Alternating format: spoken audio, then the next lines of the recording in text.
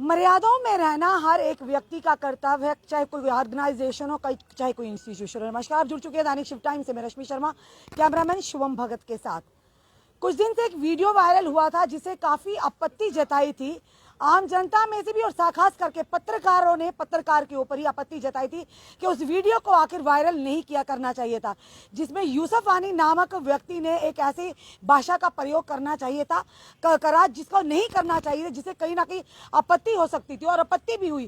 कई मीडिया कर्मियों ने पत्रकार के खिलाफ वो आवाज भी उठाई कि आखिर इस वीडियो को नहीं अपलोड करना चाहिए था, और उस वीडियो पर एक स्पेशल यानी कि उन्हीं पत्रकार का अकाउंट नंबर और ये कहा जाता है स्पोर्ट ऑनेस्ट जर्नलिस्ट, तो उसके चलते एक वाद विवाद छुड़ गया और साथ ही साथ सोशल मीडिया के माध्यम से लगातार ये एक जंग की तरह फैलता जा रहा है। जानने की कोशिश करेंगे, इस समय वही पत्रकार हमारे साथ मौजूद हैं। सवाल ये खड़ा हो रहा है कि अगर यूसुफ वानी के ऊपर एफआईआर लगी, पीएसए लगा और इस समय वो सलाखों के अंदर है, उस पत्रकार के ऊपर क्यों नहीं कोई कार्रवाई हुई जिसने ये वीडियो अपलोड किया था? सबसे बड़ा ये कितना आपत्तिजनक है और क्यों ये वीडियो अपलोड किया? अरफाज जंग इस समय हमारे साथ। अरफाज, हम आज स्वागत नहीं करेंगे क्योंकि पत्रकार स्वागत नहीं करते, आम जनता का करते हैं हम स्वागत। क्या वारदात थी? आपत्ति इस समय जता रहे हैं हमारे पत्रकार भी। एक काफी मुहिम चल पड़ी है कि ये कहा जा रहा है लगातार कि आप पर भी कार्रवाई होनी चाहिए, क्योंकि आपके चैनल न्यूज सर इंडिया को जनता जानती है, देखती है भली भांति कि उसी के चैनल के माध्यम से वो वीडियो अपलोड हुआ और कहीं ना कहीं लोगों में रोष था। कई लोगों ने अपने जो सुझाव भी दिए, खास करके पत्रकारों की बात करें तो कहीं ना कहीं काफी आपत्ति जताई कि एक तो वीडियो अपलोड करना और साथ ही साथ अपना अकाउंट नंबर शेयर करना कि स्पोर्ट ऑनेस्ट जर्नलिस्ट। क्या कहना चाहेंगे, क्या अपना वर्जन रखना चाहेंगे इस बारे में? रश्मि मैम, जिस तरह से आपने कहा, ये जो काफ़ी दिनों से एक विवाद छिड़ा हुआ है, ये एक प्रोपेगेंडा जो है वो चलाया जा रहा है एक हमारे खिलाफ, या हमारे जैसे ना जाने कितने ही लोग होंगे। किस बात का प्रोपेगेंडा? भी जानना चाहेंगे आपकी बात को कि किस बात का प्रोपेगेंडा? क्योंकि आप भी काम करते हैं, बाकी लोग भी, हम भी काम करते हैं, तो पहले ऐसा नहीं हुआ, अब कैसे आप कह सकते हैं कि प्रोपेगेंडा कैसे नहीं हुआ? पहले भी मैंने न्यूज़ चलाई, वहाँ पे भी ऐसे ही हुआ। पहले वाली बातें भी की जा रही हैं, मेरे पे एक एफआईआर भी दर्ज की गई है। पहले कैसे नहीं हुआ? और उस एफआईआर में भी वो लोग फंस रहे हैं जिन्होंने इस दबाव में आके, जिस तरह से आज दबाव बनाया जा रहा है ना, यही दबाव तब भी बना था और एफआईआर लगी थी मेरे खिलाफ। पॉक्सो में मेरे खिलाफ जो है एक मामला दर्ज हुआ है, जिसमें लड़की जिसके जहाँ पे मैंने ये स्टोरी चलाई थी, मेरा पर्पस ये था कि वो लड़की अपने घर सेफ जो है अपने घर आ जाए। और उस लड़की को किसी ने क्या कहा क्या नहीं कहा, वो लड़की पुलिस थाने में जाती है और ये कहती है कि मैं बड़ी इज्जतदार खानदानी से हूँ, और अरफाज डैंग ने जो है ये स्टोरी करके मेरी इज्जत में जो है वो कमी की है, या लोगों में मेरा एक गलत मैसेज गया। उसने ये नहीं कहा कि मेरे साथ किसी ने कोई छेड़खानी की है या मेरे साथ कहीं पे कुछ रेप वगैरह का इस तरह का कोई मामला सामने आया है। पुलिस को चाहिए था उस जो एप्लीकेशन दी जाती है उसके तहत जो भी सेक्शन बनती थी वो लगाते, लेकिन उन्होंने दबाव में आके जो है पॉक्सो जो एक्ट है, जिसमें आप अगर किसी नाबालिग लड़की के साथ, लड़की या लड़के के साथ कुछ छेड़खानी होती है उसके साथ, तो वहाँ पे अगर कोई मीडिया कर्मी उसका नाम ले लेता है या उसका कोई फोटो दिखा देता है या उसको सुप्रीम कोर्ट की गाइडलाइंस, वहाँ पे जो है वो एक्ट जो है वो लगता है। लेकिन जब उस एप्लीकेशन में उस तरह का मामला ही नहीं था, तो उस एसएचओ ने या वहाँ के जो कंसर्न डीएसपी थे, उन्होंने किस बिना पे जो है वो एक्ट जो है वो वहाँ पे अप्लाई किया और पॉक्सो लगाया। ये तो हम थे, अभी भी आपको यहाँ पे दिख रहे हैं, आम जनता जो लोग पुलिस पे भरोसा करती है, इस तरह के दबाव अगर पुलिस पे पड़ते रहेंगे और पुलिस इस तरह से जो है एक्ट लगाते जाएगी, आपको पता होना चाहिए कि इसमें जो है ये नॉन बेलेबल होता है, इसमें जो है बेल नहीं हो सकती। और कोई आम आदमी, आम शहरी अगर होगा जिसको नॉलेज नहीं होगा पूरी तरह से कानून के बारे में, तो वो तो चक्की पीसता रहेगा ना वहाँ पे मतलब जेल के अंदर। तो क्या ये जायज़ है कि इस तरह से आप जो है पुलिस को भी अंडर प्रेशर करने की कोशिश करें कि नहीं जी आपने मतलब ये काम करना ही करना है? क्या पुलिस को कानून का पता नहीं है कि कौन सी धाराएं कहाँ पे लगती हैं? ये पिछले कई दिनों से जो है ये अब जो वीडियो का वही आपसे पूछा क्या क्यों पत्रकार क्यों खवाया ये जो मामला, हाँ, पत्रकारों को, कुछ पत्रकार हैं, सारे नहीं हैं, आप मेरे से जानना चाहते हैं, उन्होंने तो मेरे से ये भी नहीं जानना चाहा कि आपने ये क्यों किया। मेरे बहुत सारे वेल विशर्स हैं जो ये लोग प्रोपेगेंडा चला रहे हैं। जब मेरी बातचीत उनसे हुई, मेरे जो वेल विशर्स हैं जो मेरे से हमदर्दी रखते हैं, मेरे से प्यार करते हैं, जब मेरी उनसे बात हुई, उन्होंने ये कहा कि कुत्ते भौंकते रहते हैं, कुत्तों को भौंकने दो, हाथी की चाल चलते रहो। लेकिन आज मैं इसलिए सामने आया हूँ कि उन कुत्तों को ऐसा ना लगे कि हाथी डर गया है ये आप हमसे। किन की तरफ इशारा कर रहे हैं? क्या ऐसी भाषा का प्रयोग करना सही रहता है एक पत्रकारों के लिए? मैं आपसे सवाल, जब क्योंकि उनके आप भी लिए पत्रकार भी, हम भी पत्रकार हैं। जब उनको शोभा देता है तो मेरे को क्यों ना दे? क्योंकि मेरे को क्यों ना अपनी दे? फटर्निटी के खिलाफ जाना या अपनी फटर्निटी की नाराजगी को देखना, क्या इन सब बातों पर हमें गौर नहीं करना चाहिए? मैम, या इस तरह की भाषा का प्रयोग करना सही रहता है? जब कोई अगर किसी वीडियो से आपत्ति थी, वो वीडियो हम वही जानना चाहते हैं। आपने अकाउंट नंबर ये कहा जा रहा है कि कहीं ना कहीं पूरी मीडिया फटर्निटी पर एक सवालिया निशान है कि हम लोगों से भीख मांग रहे हैं, हम लोगों से दया की भीख मांग रहे हैं कि हमें सपोर्ट करो पैसम के माध्यम से। क्या मैडम, कहेंगे इसके? दलालगी करने से ना भीख मांगना 1000 दर्जे अच्छा है। किसी का हक आप छीनोगे ना, किसी की आप वीडियो बनाओगे, बाद में आपको कोई लाख रुपया देगा, बोलेगा इस वीडियो को डिलीट कर दो या इस वीडियो को अपलोड ही ना करो, उससे बेहतर है भीख मांग लेना। जी। कोई गलत नहीं है उसमें। अगर गलत है जाओ कार्रवाई करवाओ, जाओ कोर्ट में पर जाओ, कहा तो थाने ये में जा रहा है जाओ। कि जो वीडियो अपलोड हुआ उसके साथ साथ जिस चैनल ने वीडियो अपलोड किया, जिस पत्रकार के माध्यम से हुआ, उस पर कार्रवाई होनी जरूर चाहिए। क्योंकि पिछले कुछ महीनों की बात करें, पिछले साल की बात में हमारे एक पत्रकार भाई बंधु पर वैसा हुआ था, काफी दिन उसको हिरासत में भी रखा गया, काफी उसके साथ ह्यूमिलेशन भी हुई है। तो कहीं ना कहीं वो सेम चीज आप दोहरा रहे हैं कि आज आपके साथ भी वो कार्रवाई होनी चाहिए, ताकि आने वाले समय में इस तरह की चीजें वायरल ना, जो कम्युनल हार्मनी को कहीं ना कहीं ठेस पहुंचाती है या कहीं ना कहीं जनता में एक नफरत का माहौल पैदा करती है और भाईचारे को कहीं ना कहीं तोड़ने का प्रयास होती है। क्या कहेंगे आप? मैम, नफरत फैलाने का काम क्या सिर्फ अरफाज डैंग करता है? आज कार्रवाई अगर मेरे खिलाफ होगी ना, कल को आपके खिलाफ भी होगी, परसों को और किसी के खिलाफ भी होगी। जो लोग आज ये बकवास कर रहे हैं ना, परसों उनके खिलाफ भी होगी। जी, हम आपसे ये जानना चाहेंगे, क्या वो वीडियो अपलोड करना जरूरी था? वो आपने एडिटिंग करके चढ़ाया था, आपने सुना नहीं वो वीडियो में क्या शब्द है? कि लोगों को आपत्ति है, उन्होंने बोला कि सावधान रहिए, आने वाले समय में बच्चियों का रेप भी हो सकता, क्योंकि भाजपा को भी कहीं ना कहीं उन्होंने कटघरे में खड़ा किया। और ये जो वर्ड शब्दावली का प्रयोग किया, आपके हिसाब से वो किस तरह की शब्दावली था? मैडम, मेरा काम था उसको रोकना, मैंने रोका। मैंने बिल्कुल, वो उसको हमने बोला हमने देखा आप भी, आप मुद्दे से मत ट्रैक से भटके, बिल्कुल। भटकिए मत। और अगर मेरे दिल में ये चीज होती ना कि मेरे को कोई प्रोपोगंडा चलाना है या मेरे खिलाफ कार्रवाई नहीं हो सकती, मैम सांप का काटा हुआ ना रस्सी से भी मतलब डरता है कि ये सांप तो नहीं है। अब मेरे खिलाफ अगर पहले कोई एफआईआर लगी है तो मैं क्या चाहूंगा कि मेरे खिलाफ बार बार एफआईआर लगती रहे। मैंने उसको रोका वहां पे। मेरी ऐसी कोई मंशा नहीं थी कि मतलब मैं कोई उसके साथ मिल के अचानक से 1000 लोग वहां पे खड़े हैं, मैं जाके माइक आगे कर दिया। उसने जो भी मतलब जज्बात में आके बोला, सही बोला, गलत बोला, मैंने उसको वहां पे टोका, भैया आप ऐसी बात मत करो, आप ऐसा करो। अगर एक जर्नलिस्ट का काम दिखाना नहीं है, अगर आप कट कर करके ही आपने दिखाना है, कट कर करके ही आपने दिखाना है, फिर जर्नलिस्ट होने का बिल्कुल, फायदा क्या आपने है? सही कहा कि सच्चाई दिखानी, पर कई बार ऐसा भी होता है ना, कुछ चीजें मैडम, अगर- दिखाने से अगर ये एक चीज बवाल सामने- खड़ा हो जाता है, अगर- एक धर्म की राजनीति चल पड़ती है और कहीं ना कहीं शांति अशांति में हो जाती है, शांति को भंग करने का काम करती है ऐसी वीडियोस। क्योंकि हमें भी एथिक्स का कहीं ना कहीं फॉलो करना है, हमारी भी कुछ लिमिटेशंस है, हमारी भी बाधाएं हैं कि कहाँ पर जाके किस तरह से हमने काम करना है, किससे सवाल पूछना है। कई बार ऐसा भी होता है, कई बार हम किसी के घर में चले जाते हैं, पर वो भी कहीं ना कहीं वर्जित है, क्योंकि हम ट्रेसपासिंग कहीं भी नहीं कर सकते। और खास की बात अगर घरेलू मसले हों, वहां पे भी हम जबरदस्ती इंटरफेरेंस नहीं करते, जबकि आपत्ति हो वो लोग खुद हमें ना बुलाएं। तो कई बार ऐसा भी देखने को पड़ता है, कहीं ना कहीं सवाल निशान पत्रकारों पर भी उठता है। हम यही आपसे जानना चाहते हैं, अगर वो वीडियो वायरल हुआ है, वो वीडियो वायरल होने के बाद एक बवाल था सोशल मीडिया के माध्यम से, इवन के पत्रकार भी आपके खिलाफ बोल रहे हैं कि इनके खिलाफ कार्रवाई होनी चाहिए। वहीं अभी कुछ देर पहले आपने एक वीडियो अपलोड किया, एक इंटरव्यू में आपने कहा कि यहाँ पर पत्रकारों की जो निजी जिंदगी उस पर भी आपने सवाल उठाया है कि ये लोग शराबें पीते हैं, ये लोग वैसे करते हैं। क्या ये चीजें सही हैं? अरफाज जी, हम आपसे जान, क्योंकि आप भी उसी फटर्निटी से ताल्लुक रखते हैं, अगर एक कुछ कोई काम करता है कि आपको लगता है कि आपने बढ़ चढ़ कर दूसरा काम वैसा ही करना, ताकि पूरी फटर्निटी सवालों के घेरे में आ जाए? मैं हर किसी को नहीं बोल रहा हूँ, जो लोग ऐसा काम करते हैं ना, मर्ची भी उन्हीं को लगेगी। और मैंने सच बोला है, झूठ नहीं बोला है।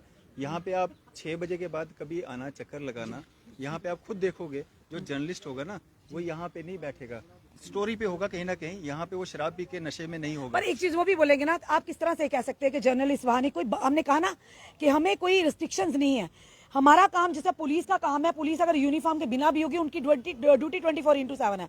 पत्रकारों की भी यही ड्यूटी, चाहे वो घर में है, चाहे बाहर है, चाहे वो कहीं बैठा हुआ है, वो ड्यूटी पर है, कहीं किसी तरफ से भी खबर आ सकती है। फिर आप किस तरह से इस तरह की बात कर सकते हैं? अरफाजी, आप भी एक पत्रकार हैं कि वो शराबें पीते, कहीं ना कहीं आपको नहीं लगता आप भी उसी फ्रेटर्निटी से ताल्लुक रखते हैं, आप उनका भी नहीं, कहीं ना कहीं आपका भी बहुत बड़ा सवाल निशान खड़ा हो सकता है? नशा करना भी उस ड्यूटी में आता है। आप किस तरह से कहते हैं? हर एक की निजी जिंदगी है, अपनी प्रोफेशनल और पर्सनल लाइफ को अलग रखना, हम किसी की पर्सनल लाइफ को क्या वो निजी क्या जिंदगी- करते हैं आप अपने निजी- घर में? निजी जिंदगी सड़कों पे होती है या घर में होती है, ये बताएं आप पहले मेरे को। तो कहीं ना कहीं आप भी एक जर्नलिस्ट की क्या इमेज आती है, उन्होंने जो मेरी इमेज खराब करने की कोशिश की है, तो मैं क्या उनको मतलब यहाँ से टाफियां दूं?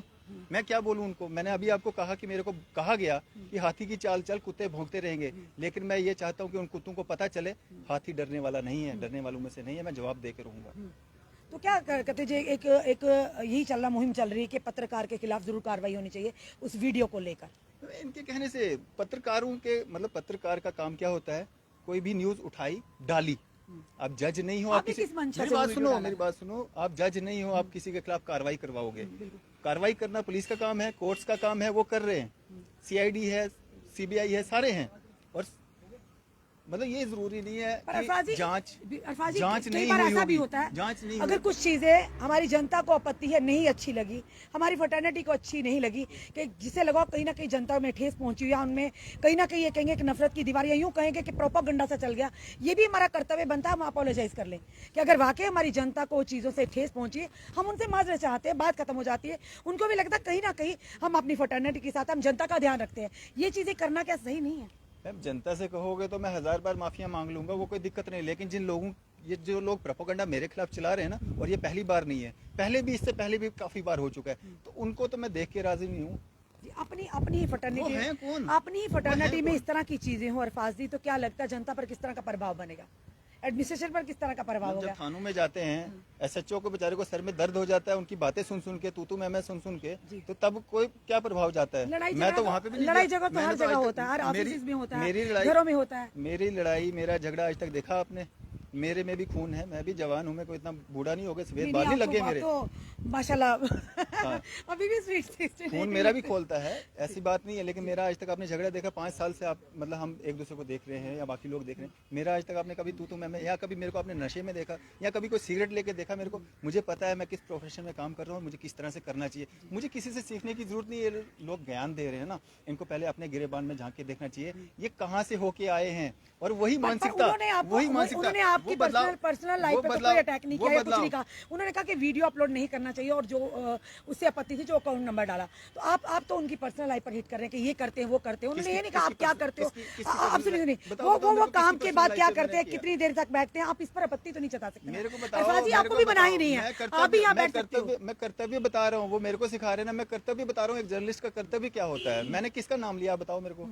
चाहे जैसे इंडायरेक्टली कह रहे हैं, उन्होंने भी इंडायरेक्टली कहा, अभी इंडायरेक्टली जो लोग तीरों पे तीर मारे जा रहे हैं दूसरे हाँ, को। जो लोग ऐसा करते हैं उनको नहीं करना चाहिए, उनको पहले अपने गिरेबान में झांकना चाहिए, हम किस तरह की जर्नलिज्म कर रहे हैं और हम कहाँ से आए हैं, क्या सोच मानसिकता तब क्या थी हमारी, कहाँ कहाँ पे हम क्या क्या करते थे, कहाँ कहाँ पे हम सड़कें बंद किया करते थे। आज जर्नलिस्ट के भेष में आप लोग मतलब दंगे फसाद करवाने वाले तो आप लोग हो, इसको तूल देने वाले तो आप लोग हो। आपको अगर इतनी ही फिक्र है कि दंगे फसाद ना हो, मेरे पास आओ, मेरे को बोलो अरफाज डैंग तू ये गलत कर रहा है। तो हमारा कर्तव्य बन जाता है कि आपकी बात को भी पब्लिक के सामने, जनता के सामने लाए, अपनी फर्टर्निटी के सामने लाइए।